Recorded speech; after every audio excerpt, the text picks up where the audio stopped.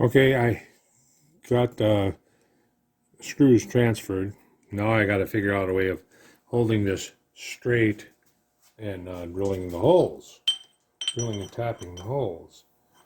So I need to put a parallel on one side here.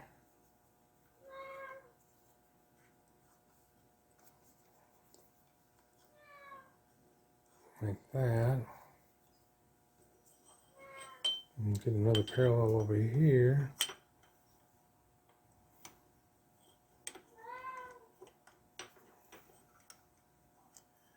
And I wonder if I can put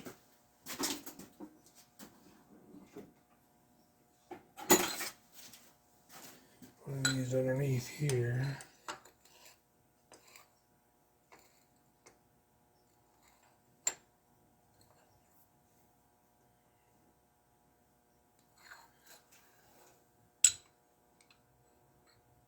Oh, they're different. They're different heights. So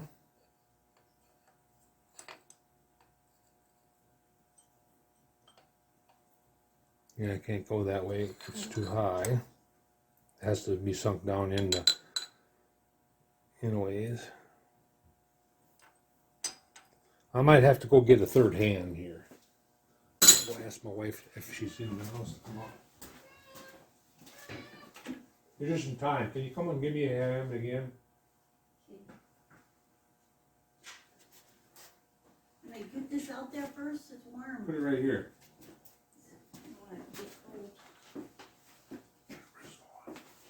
cold. Ooh. All right, I got some help. So now I can use both hands over here. I want you to just tighten this vise up when I tell you. Okay. And it don't have to be really tight, just, again, it just snug. I gotta get both parallels in there.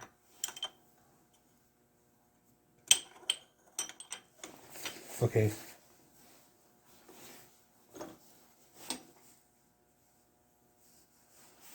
Hold it. Open it up just a little bit.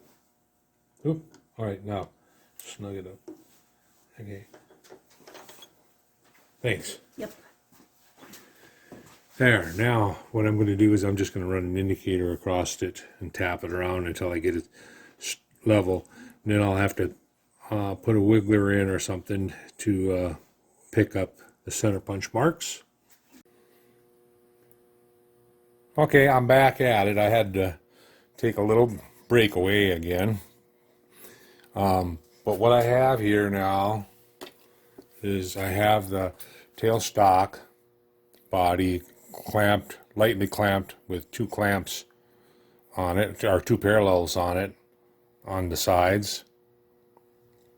And now I'm going to dial it in from left to right here. And I don't know how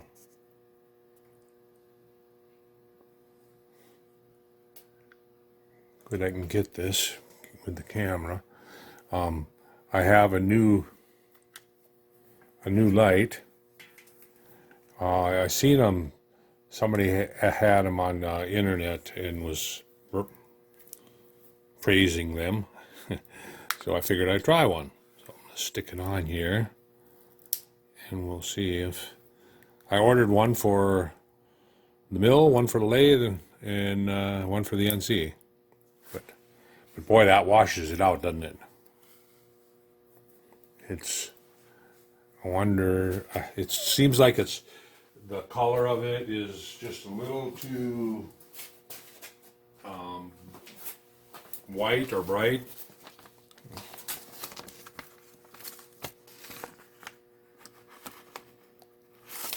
I don't know if it makes it any better, so I'm going to turn that off and stick it away over here for now. And maybe if it's at a distance, I don't know, that might help. But anyway, I'm going to go ahead and run the indicator over that. I don't know if you can see it or not, see the indicator, but we'll set the indicator at 0 here. I can see it's off quite a bit. This side has to go down, I believe. So here we go.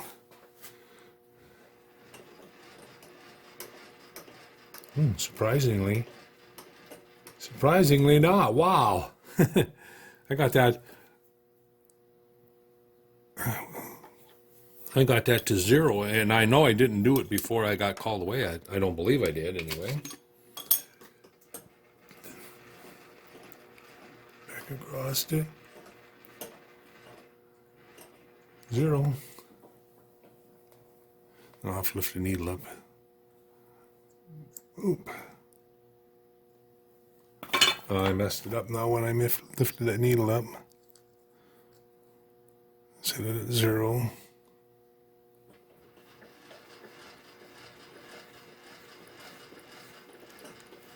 That looks good. So, we're ready to pick up a center punch mark here and drill a hole. And for a 440. Set my indicator away here so I don't smash it. What I'm going to do is I'm going to pick it up with my edge finder. The point. I'm going to come down and so take the drill chuck out and put that in. I wouldn't need that big drill chuck anyway for a 440. Beautiful day outside today.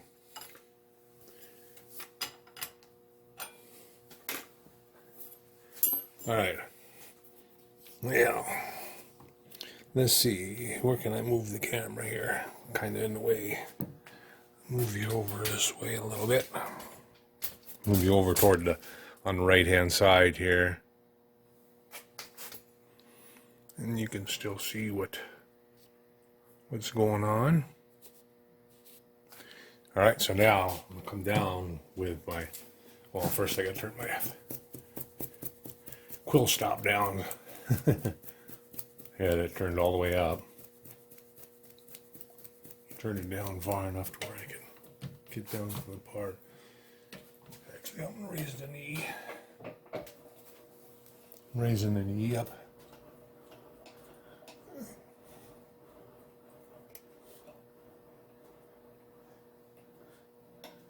All right, that should be far enough. Now let's get over an eyeball close to 1. Whoop.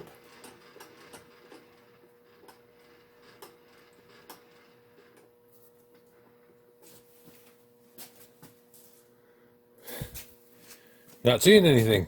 It got moved by when I cranked the table around. Sorry about that. Yeah. I can keep my hand and arms out. I gotta take my glasses off, damn it. I'm going, why is everything fuzzy? It's because I'm wearing my prescription glasses. I need to get my I need to go get my safety glass. I'll be right back. It won't take you a second.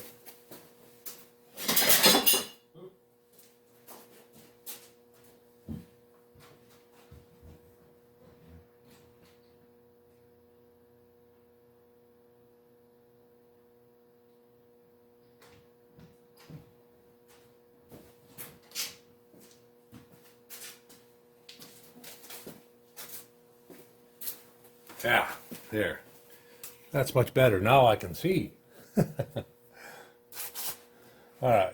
So now I'm going to get it over there close to that. And now we're going to turn it on.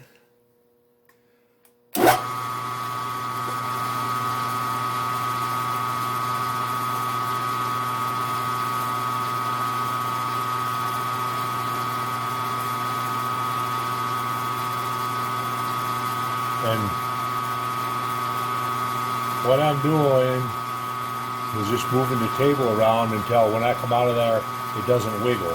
because you'll notice right now it's wiggling. It's pushing off. I have to move the table that way. Too far. That looks good. How about this way? Gotta pull the table out.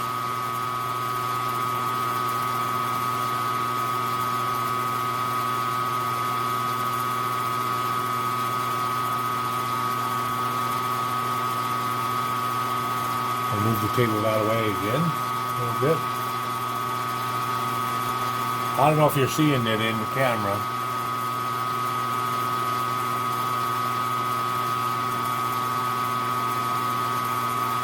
That looks good right there. I'm going to turn my readout on because these two actually should be in line. So I'm going to zero it out on that hole. Now, I want to drill them, but I don't want to drill them all the way through because I don't want them visible from the top.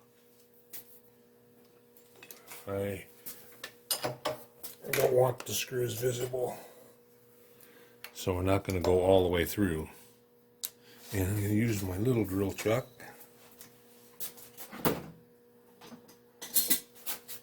And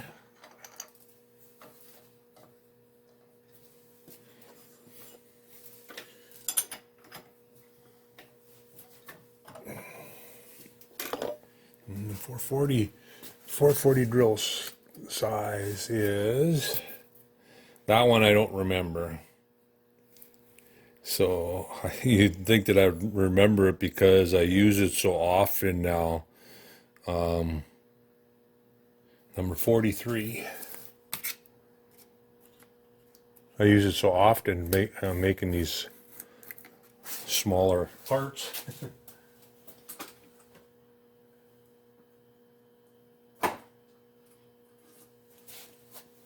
43. And in there. And now, where's the scale? I just want to measure how far I can go down without breaking through.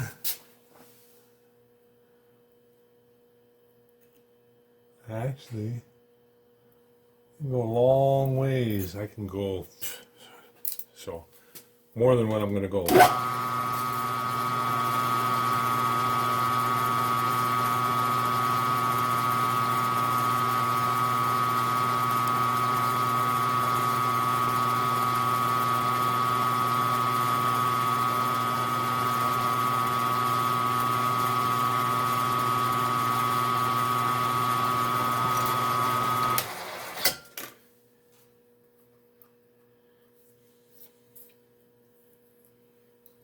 Now, I should actually countersink that, but I don't want to take that drill chuck out. So I'm just going to go up to it about an 1/8 inch drill.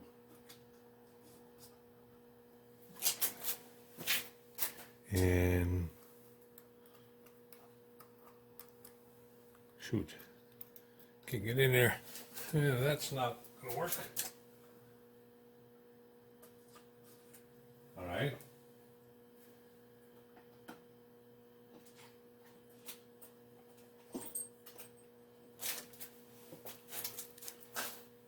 Okay, here's a broken center drill. The little pilot end is broke off. I keep it because I have ground it to trepan a tip out in case I break one. If you ever break a center drill, here, let me draw you a picture here. Let me draw you a picture. I'll draw you a picture on my. If you ever break a center drill, you know, you have a center drill and you have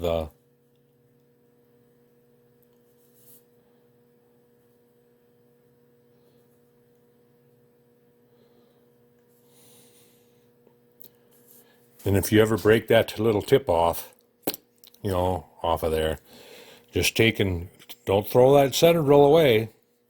Take and grind that away from it. You grind this away, put it back in there in your chuck, and come down carefully, and it'll tree pan right around that you broke off, and it'll spit it right out. I've saved many a parts by doing that, and that's why I saved that. This one I got it ground up pretty nice. But I'm using it as a countersink right now. My chamfer tool for my thread, for my starting thread. So, and now 440. You'd think I would have had that out and ready to go. Nope.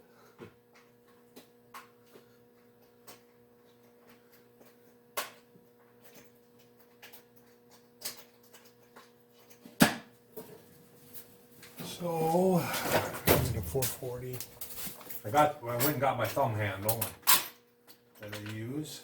Now we'll get a tap.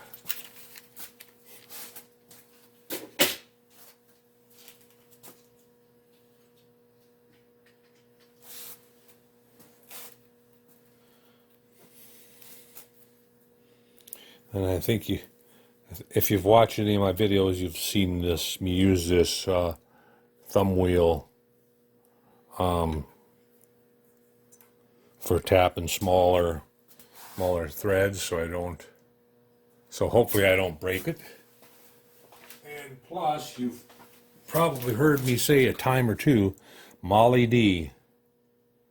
It's a black, high sulfur. It's meant for stainless steel, I believe, but it works really well on on anything, aluminum, steel. It's high lubrication. I mean, it wicks. Is what it does. I mean, if you leave a bottle sit open, it'll wick out. And it's weird how it climbs the wall and wicks right out.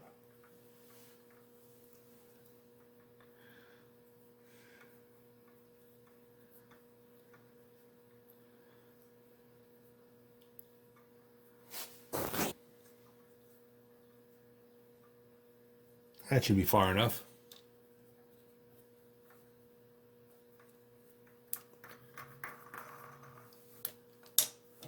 There we go.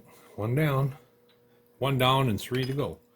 Now these should be in line. And I'm wondering if I'm thinking I did it dimensionally. I'm gonna grab the drawing here. Quick.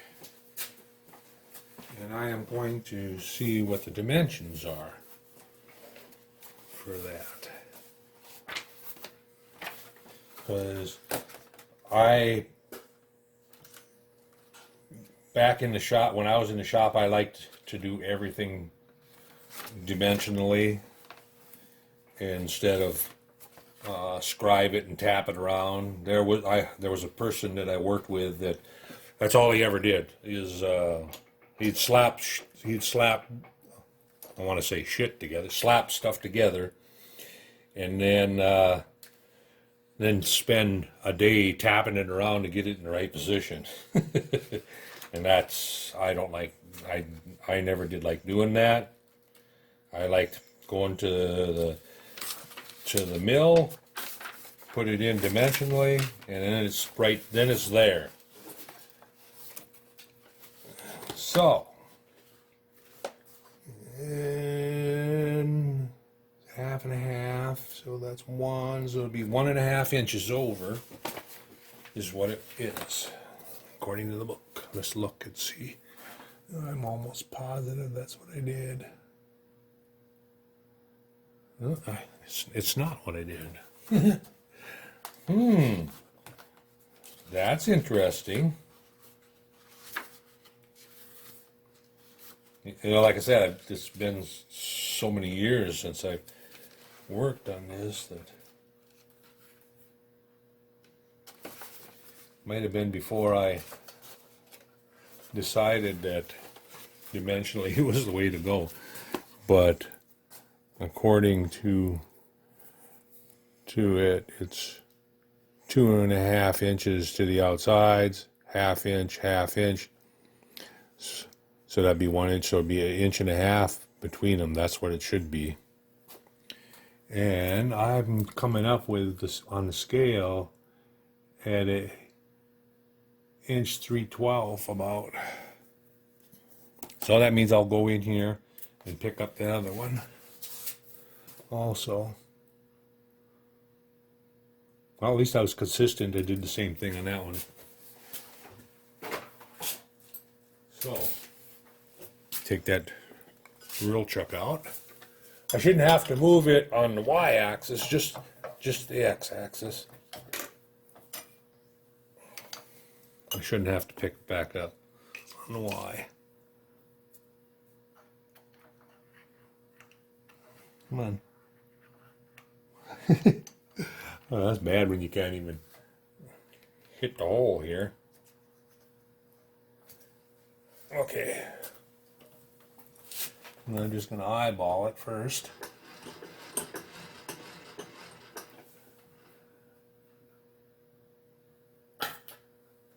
And push that in there.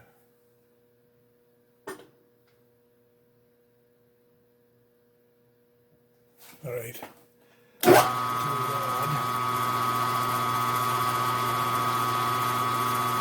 Oh, I didn't get it close enough. Usually that happens if you don't get it close enough.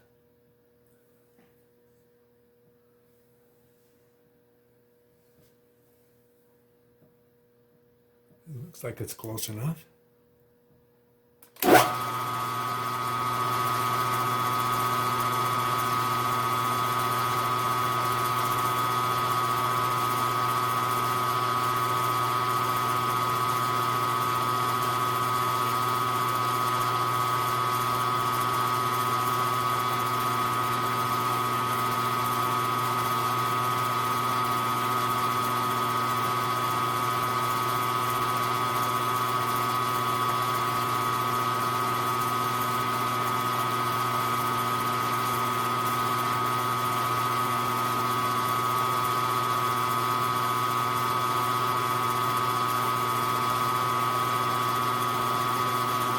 I did have to turn it on y-axis a little bit.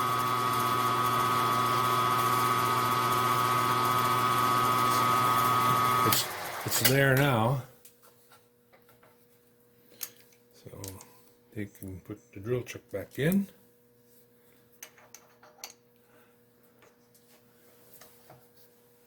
And then you, oh yeah, you guys should have seen the point. I got it zoomed in pretty good. Hopefully that zoom is working, right?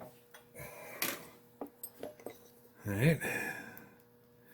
And the same thing here, I can go a long ways down, a lot further than what I'm gonna drill it, so I'm not gonna worry about that.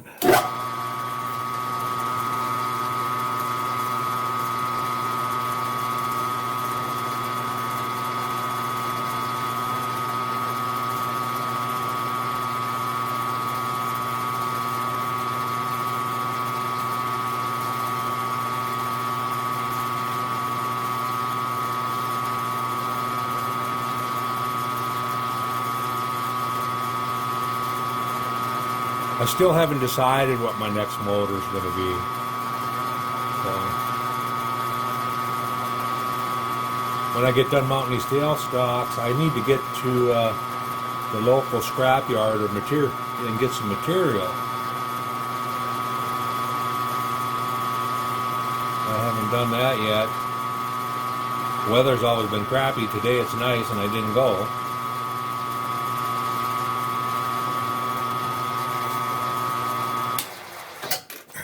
We've got two places where we can get material from in town locally. I have never gone to the new place, so I don't know what they all stock. But I have been to the old place. Been there for many years. So that's probably where I'll go.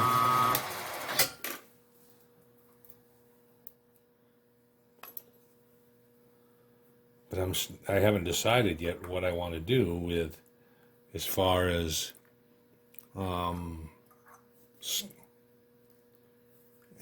stock, because they're calling out 1/4 inch stock, and I'm thinking about getting 1/2 inch stock and then kind of milling it down in the middle,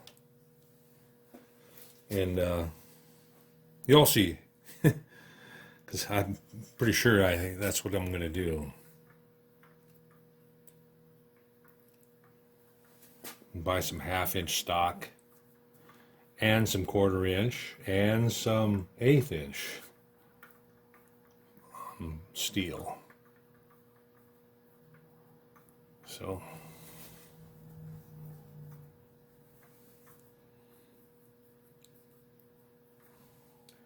plus I'll have to,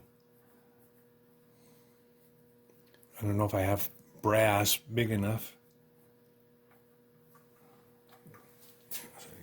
Square stock to make the lead screw nut, which will be an Acme nut, which will be fun.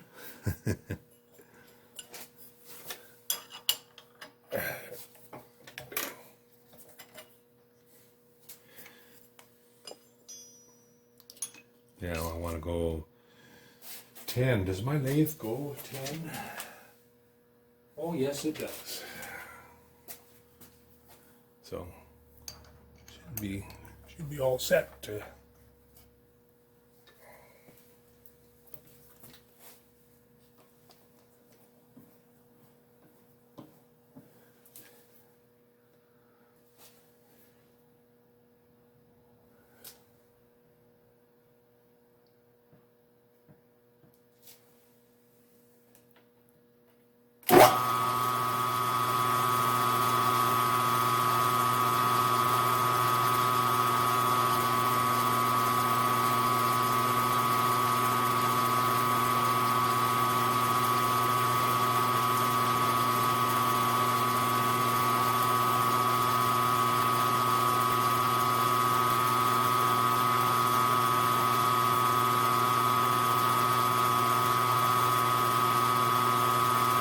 Going the wrong way, I think.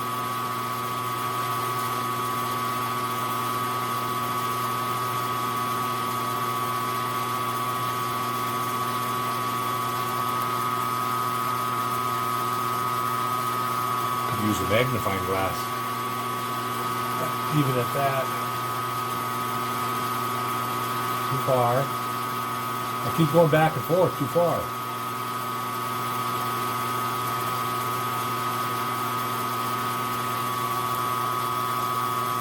I don't know if that's picking it up on the camera, but when I go down in there, you can see it pull it off to the side. I never used my readout for anything anyway. I could have shut it off. By the way, I do like my readout that I put on. It's just an El Cheapo. It's not an expensive one, but I'll tell you what, it does the job, and does the job very well, so I'm happy with it. That's all that counts, right?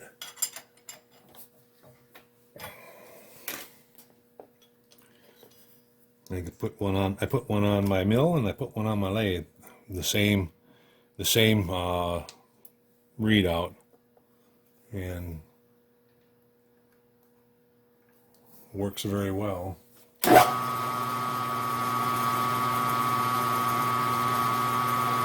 I center punch both of these, or did I only do the one? I don't remember if I did both of them or just the one. I bumped it with my arm. I don't know how long it's been off. How long you guys have been watching the back of the vice jaw and listening to me blabber.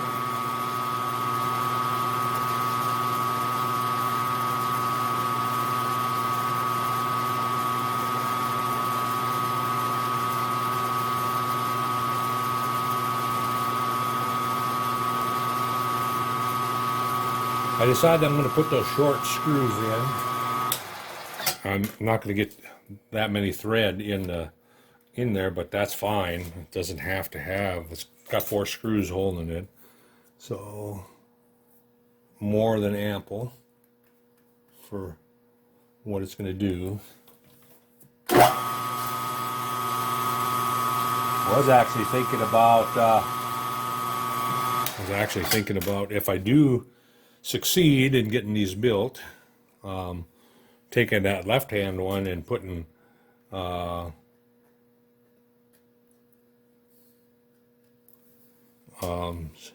servo motors on it and making it an NC, a small NC lathe for turning up things.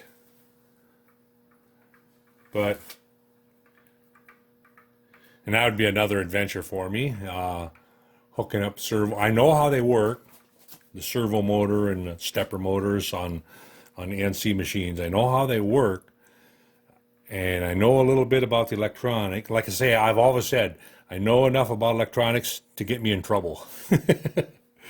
I don't know enough about the electronics, but I've watched a few videos and it looks like it's pretty straightforward, so.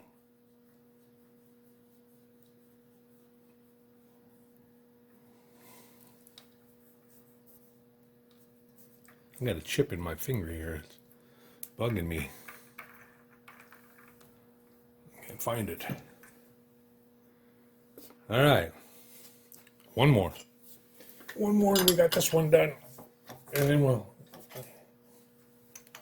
we need to, I don't think I center punched the other one. I don't think I set it up in center punch. I only did the one. So I'll have to go through this all again, which is no big deal.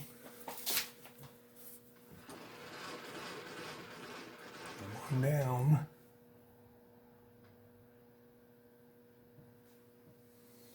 Okay. Ooh. We're off a long ways. Get it on center. We're close to running true. Come on. There we go. And then we can see how far we are off. Get that way.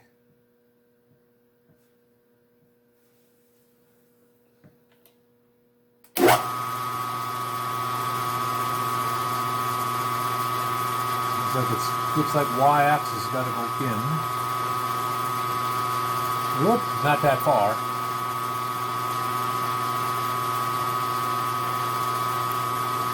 Ah, come on.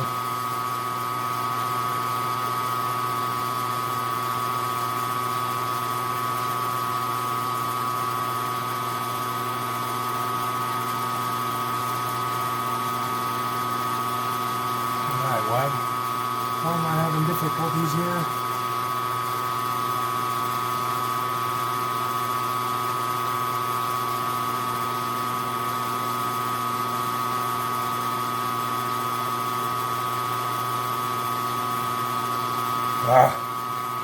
My hand's getting numb from hanging on to the quill.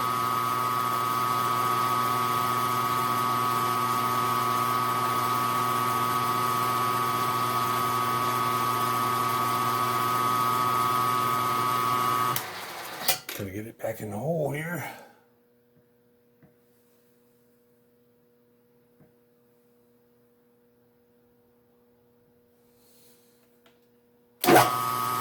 Yeah. Why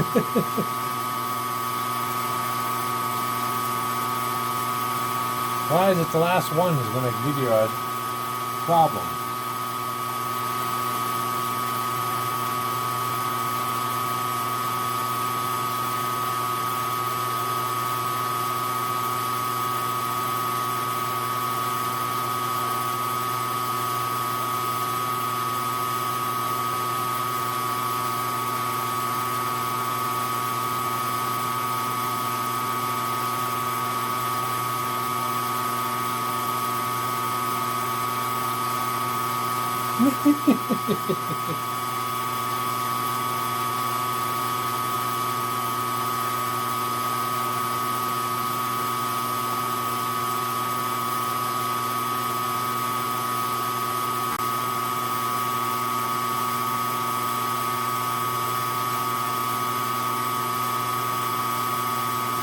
Oh, there now.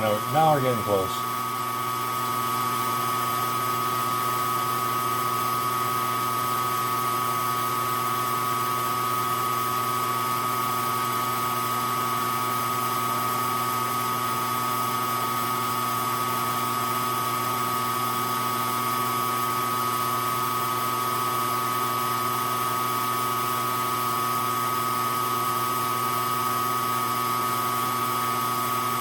I think we got her.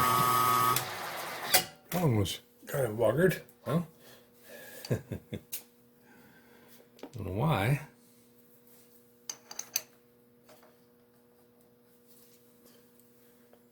A bit of a backache today. We converted the mother and father-in-law, their house. They had run fuel oil. Well, we went and updated it and put natural gas in it, and I took the fuel oil tank out. Me and another guy yesterday. Holy crap! Fell on my, you know what, a couple times. It was tough getting it out of there. But now it's MDU, it's updated. Because me and my wife are thinking about buying it just to keep it in the family for a while. Otherwise it's going to have to be sold, because they're going to be on Medicaid. Medicaid wants their percentage of the value of the house, so it needs to be sold, and it needs to be sold ASAP. And if me and the wife happen to buy it, then that means all this mad dash that we've been doing to kind of clean out and box up stuff is for nothing, because we wouldn't have to. We could take our time then. I mean, you would not believe, you know, the things that he's collected over the years. Well, he's lived in the same house ever since they got married, so what, 60 years? A long time anyway. So if you guys want to see, I can take the camera down there and take a little bit of video of the garage if anybody's interested in that or not. You know, let me know. If you're interested in seeing that, what a 60-year-old or what a person that lived in a house 60 years has collected over the years. I tell you, I found a lot of different things. Last night after moving the fuel oil, we were looking through some of the cupboards, and up above the cupboards, I found a hexagon barrel 22. And there was no name on it. And I started looking it up, and it's either a Mossberg or a Svensson. Anyway, if it was a Mossberg, would have had to have a rubber stock, a rubber, what do you call it? The end of the stock. Or if it's a Spencer or whatever the name was, would be a metal one. Well, it's a metal one. And so that gun, that rifle is older than me. It's older than him, right? Be 30, yeah, it would be right around his age. So anyway, I have that, and